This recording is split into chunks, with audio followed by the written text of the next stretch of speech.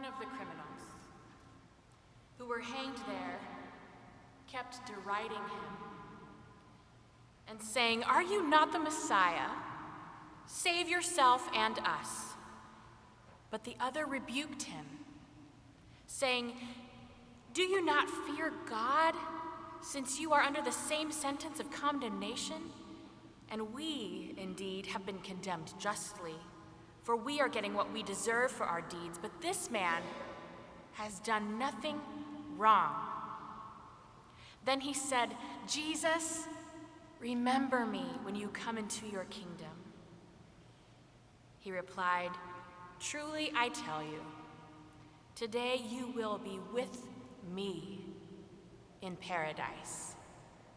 With me. It doesn't matter what decade we're in, how much technology has come around, how much time our kids spend in front of screens. The one thing that makes a difference in a child is time with a grown-up who hears their voice and takes them seriously. For me, one of these people is named Ginger. Around here, we might call her Miss Ginger. She was my children's minister, a little bit younger than I am right now, and being around her was pure electricity. She taught me to sing and dance. She directed our choir. Sometimes she taught Sunday school, youth group. It was a small church, so she did everything. And there was this deal that she would make, that if your parent would arrange it, she would pick you up from school. Just you and Ginger. And she would roll up to your school in a red Corvette and take you out for ice cream. I wanted this time with her, and I insisted that my mother arrange it for me. And the first time it didn't work out because I got the stomach flu, and in all that pain, the only thing I cared about was, can we reschedule? Because I wanted to be picked up and spend some one-on-one time with this electric woman. And I got my chance. And I remember the Corvette, and I remember the ice cream, and I remember going swimming and all the time we had together. But it wasn't the Corvette, and it wasn't the ice cream, and it wasn't the swimming. It was just being in her presence. And she's still around. And even though I only get to get her attention online now, she still takes me seriously. She still listens to me. And even though we don't always agree on everything, she's my friend.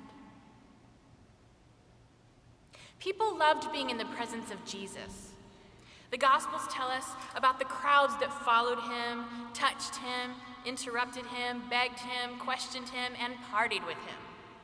I imagine that being in the presence of Jesus felt electric. People were willing to leave their jobs, their families, and their stability around him. It would almost sound like a dangerous cult, except for the fact that Jesus doesn't coerce anybody. Take me, take up my cross, or leave me, walk away. In fact, to some people he said, "Go on, get out of here, and don't talk about me again." But some people stick around anyway. To some, the offer of living water, bread of life, light in the darkness, vine and branches, hope for the weary, and salvation for the poor, it was irresistible. They feel the electricity of this man and his message of love and justice, and they press in as close as they can get.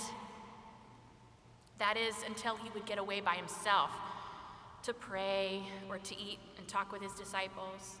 Only a handful of souls encounter Jesus in these quiet moments. This backstage Jesus, off the air, incognito, makeup off Jesus, tired Jesus. Not so many jokes, not so many stories. And in the last few days, somber prophecies and sweating blood Jesus. And here now on Friday, after the beatings and the floggings and the mockings and the nails, Jesus is alone again, almost. There are two men with Jesus now, also hanging above the earth, and many scholars believe that these men were not petty thieves, but violent revolutionaries. And these guilty men end up with personal FaceTime with the man from Nazareth. Over the course of Jesus' ministry, thousands had sat at his feet, soaking in every word, yet these two criminals have access to his final private moments. They have a few gasps of breath in the presence of this man, so what will they say? I felt this way a few months ago. I was traveling in the airport, and I looked around and I recognized a public figure that I really admire. I follow her on television, I follow her moves politically, and I am excited about her agenda. And I looked around and noticed that no one else recognized her, and like a good New Yorker, I left her alone. But then as I sat in coach and they were continuing to load the plane, I realized that she was going to pass me. She was going to sit in coach behind me. And I said, this is it, this is my moment. I have just a few seconds. What will I say? What will I do? And here she comes. And all I can think to say is, thank you. And with the relief of not making a big deal of things, and with a lot of kindness, she reaches over, touches my arm, and nods, and keeps moving. I got my few seconds, and that's what I said. But these men, they're in the presence of Jesus, and they're seeing him, an innocent man being executed by the state. And like we continue to see, they have an opportunity for how they will respond to an innocent man executed by the state. And as we see today, one of them chooses to respond with cynicism and mockery, and one of them with mercy. But both men ask Jesus for salvation, one in mocking cynical words, and one with sincerity and a bit of mercy as he rebukes the other man for his mockery. He has just a moment to speak his words, just a few gasps of breath, and what will he say? What is most important? What captures the essence of everything I need to tell Jesus right now? What would you say? Remember me. Remember me when you come into your kingdom. And Jesus responds, truly I tell you today you will be with me in paradise. Jesus promises him the most precious gift, the gift that I understood as a child, the gift that I value now more than anything else, time together. He promised that he will not only remember the man, but he will be with the man, more time with Jesus.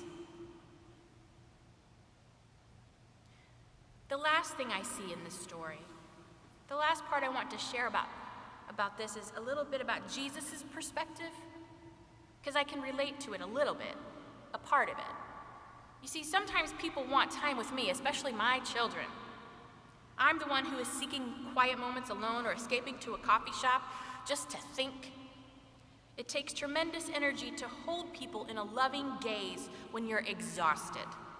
I can relate to that part. But then, when we account for the torturous pain, the despair, the abandonment, and the rejection, that's why when my imagination fails me, I don't know what that's like.